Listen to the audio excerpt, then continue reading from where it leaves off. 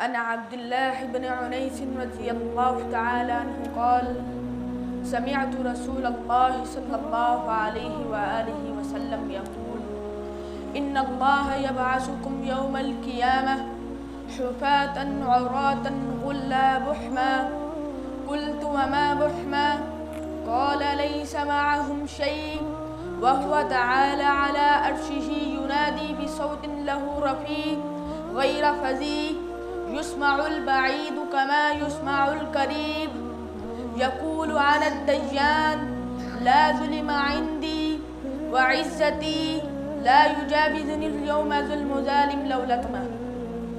جابر بن عبداللہ رضی اللہ تعالیٰ عنہ رحمت کائنات صلی اللہ علیہ وآلہ وسلم کے جلیل القدر صحابی ہیں، جنہوں نے ایک حدیث سننے کے لیے مدینہ سے شام تک کا سفر طے کیا۔ حالانکہ انہوں نے یہ حدیث پہلے بھی سن رکھی تھی، لیکن وہ یہ حدیث ڈائریکٹ اس شخص سے سننا چاہتے تھے جس نے یہ حدیث ڈائریکٹ رحمت کائنات صلی اللہ علیہ وآلہ وسلم سے سنی ہو۔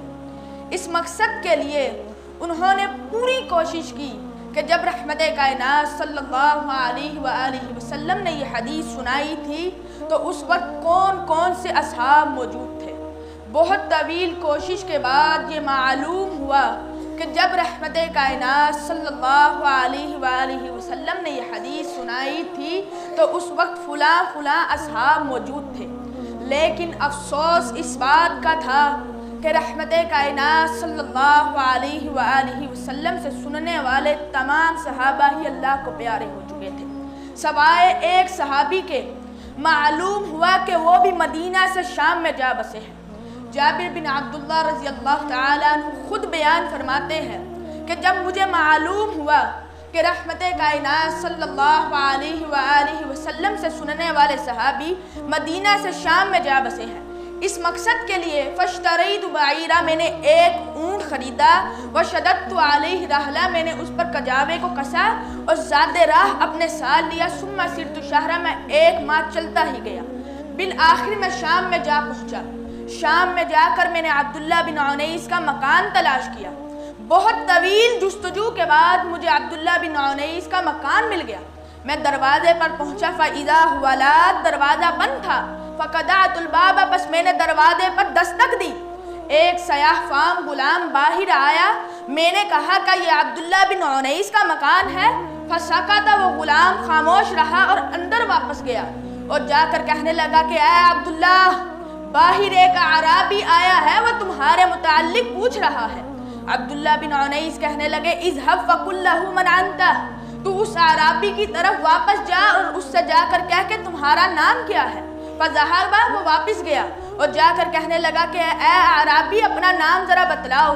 فقلت انا جابر بن عبد اللہ صاحب رسول اللہ صلی اللہ علیہ وآلہ وسلم، میں نے کہا کہ میں جابر بن عبداللہ جو کہ رحمت کائنات صلی اللہ علیہ وآلہ وسلم کا صحابی ہوں۔ جب یہ نام، جب یہ کلمات، جب یہ الفاظ عبداللہ بن عنیس کے کانوں میں پڑے تو ان کے پاؤں تلے ہی زمین نکل گئی۔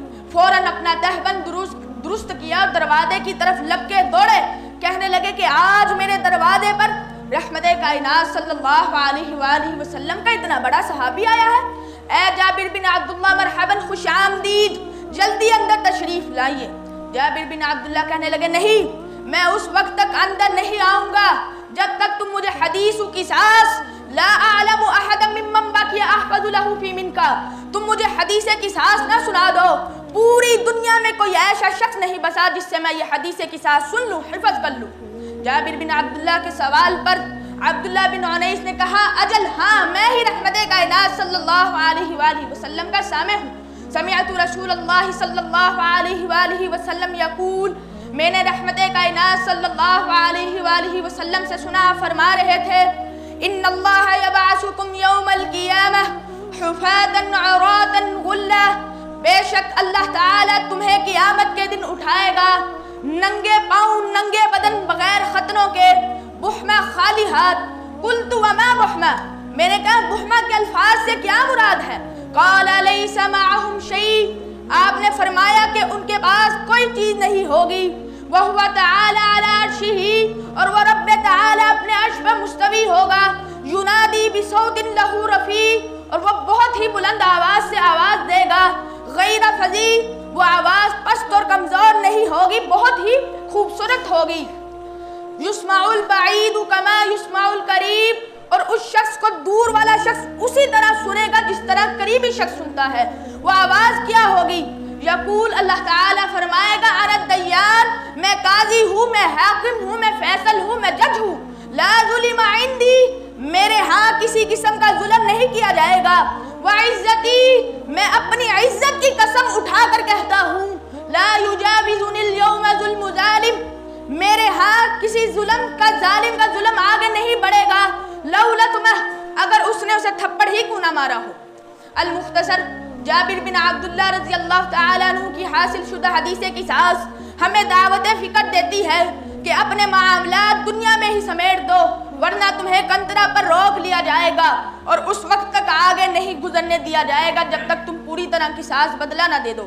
اللہ تعالیٰ سے دعا ہے کہ اللہ تعالیٰ ہمیں نیکی کرنے کی توفیق عطا فرمائے۔ وما توفیق الا باللہ۔